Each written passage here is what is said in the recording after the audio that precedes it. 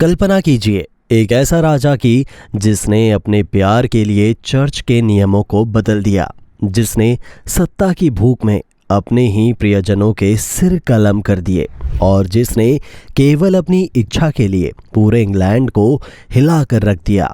ये कहानी है उस राजा की जिसका नाम सुनते ही लोग कांप उठते थे। ये कहानी है हेनरी VIII की, वो राजा जो सिर्फ इतिहास में नहीं बल्कि साजिश, प्रेम और रक्तपान की अंधेरी गलियों में बसता है। उसने सिर्फ 6 शादियां नहीं की, बल्कि इन शादियों में छुपी थी गहरी साजिश, धोखे और बेइंतहा लालसा। हेनरी VIII का जीवन जितना दिखने में शाही था, अंदर से उतना ही अंधकारमय था। ये कोई साधारण राजा की कहानी नहीं, ये है हेनरी VIII का वो काला सफर जो प्यार, राजनीति और मौत की अजीब सी गुत्थियों से भरा हुआ है। और यही गुत्थियां हैं जो उसे बना देती है निष्ठुर राजा। हेनरी VIII, जिनका जन्म 28 जून 1491 को ग्रीनविच, इंग्लैंड में हुआ था, एक राजकुमार के रूप में उनका जीवन वैभव और विलासिता से भरा हुआ था। लेकिन बचपन से ही उनके दिल में सत्ता की भूख पनपने लगी थी। हेनरी सिर्फ एक राजा नहीं बनना चाहता था, वो एक ऐसा राजा बनना चाहता था जो हमेशा के लिए याद रखा जाए। जब हेनरी ने 17 साल की उम्र में इंग्लैंड के सिंहासन पर कदम रखा तो कोई नहीं जानता था कि आने वाले समय में वो न सिर्फ इंग्लैंड का बल्कि पूरे यूरोप का इतिहास बदल देगा। हेनरी का व्यक्तित्व एक तरफ बहुत आकर्षक और चार्मिंग था, तो दूसरी तरफ वो बहुत चालाक और क्रूर भी था।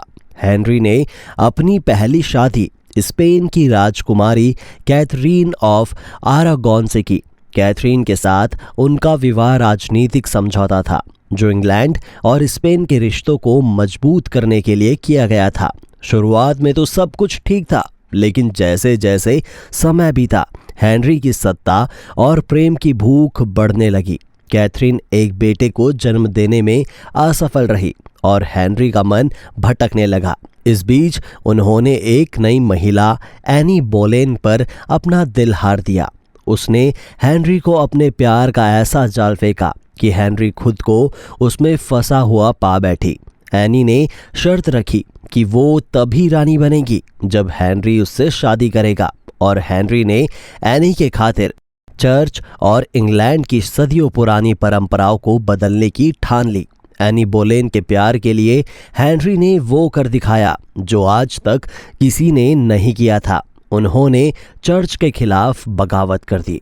उस समय इंग्लैंड के राजा की हर शादी और तलाक का फैसला पोप के हाथों में होता था, लेकिन हेनरी ने चर्च के नियमों को ठुकरा दिया और अपने लिए एक नया चर्च ऑफ इंग्लैंड की स्थापना कर दी।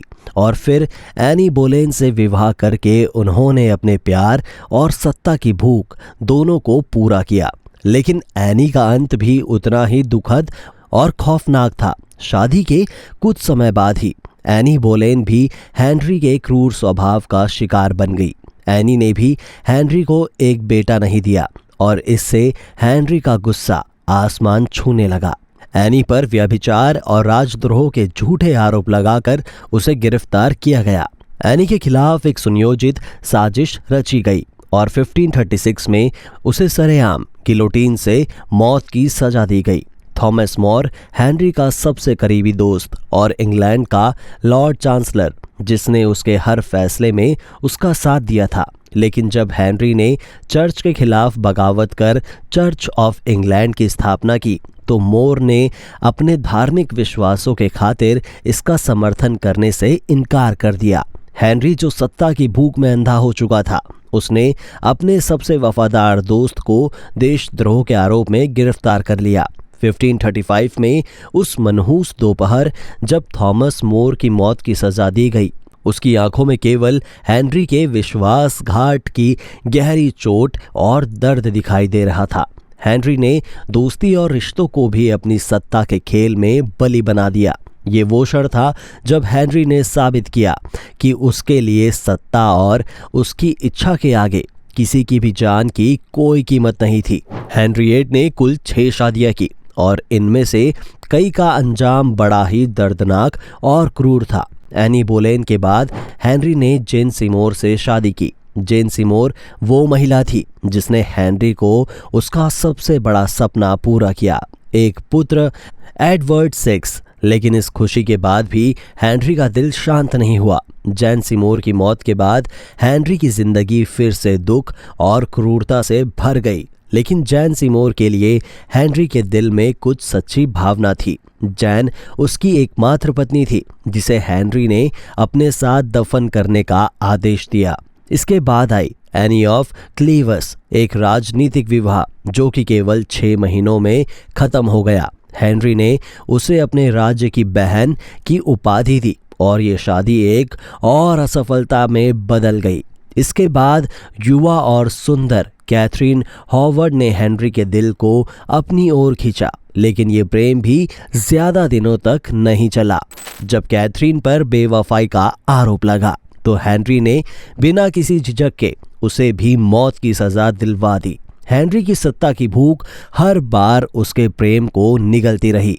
अंत में हेनरी ने कैथरीन पार से शादी की, जो उसकी छठी और अंतिम पत्नी थी।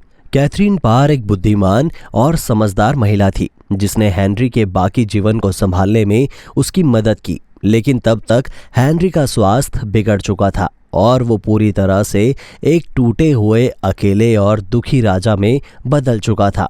हेनरी का जीवन एक ऐसा सफर था जो प्यार, लालसा, राजनीति और खूनी साजिशों से भरा हुआ था।